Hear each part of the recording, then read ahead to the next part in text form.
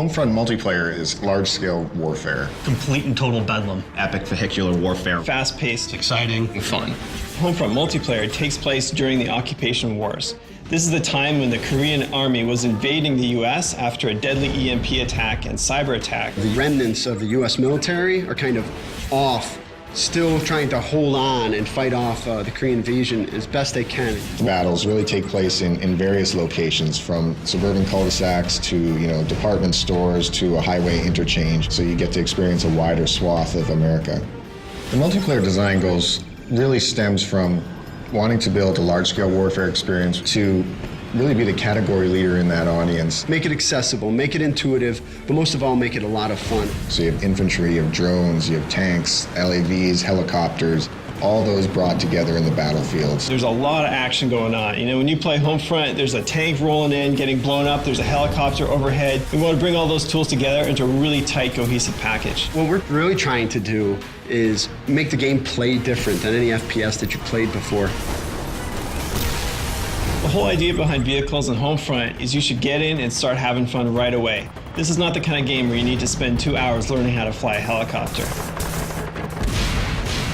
Battlepoints really gives us an in-game economy. So you're doing actions in the game, and every one of those actions is earning you points. So Battlepoints basically allows us to put a price on each vehicle, to put a price on every special weapon.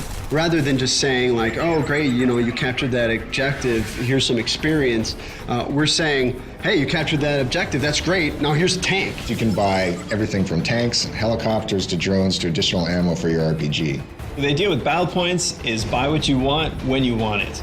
So if you're fighting a vehicle and you need a new rocket launcher, you can pick one up right on the fly. The near future setting for Homefront gives us the ability to bring in some near future technology like drones. What drones add to the game is a lot of new and interesting types of ways to fight your enemy and to fight them without putting yourself at risk. I may spawn in the game initially and deploy my recon drone, and I start marking different targets. Ground control, everyone races for these 3 objectives, and then when you capture an objective, you start gaining points. Now, when you gain enough points, it'll actually push the whole line over to the enemy section. You're not spread out amongst a vast area. You feel the infantry-style combat, that intense battle for the objective points, as well as have the epic vehicular warfare reigning in.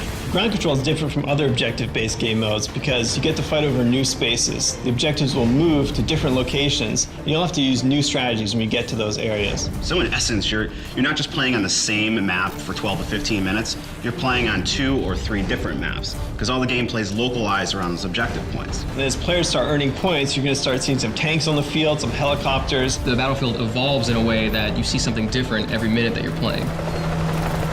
Homefront is doing dedicated servers. In console games, you can get up to 32 players. In PC, obviously, it's even more important to have dedicated servers.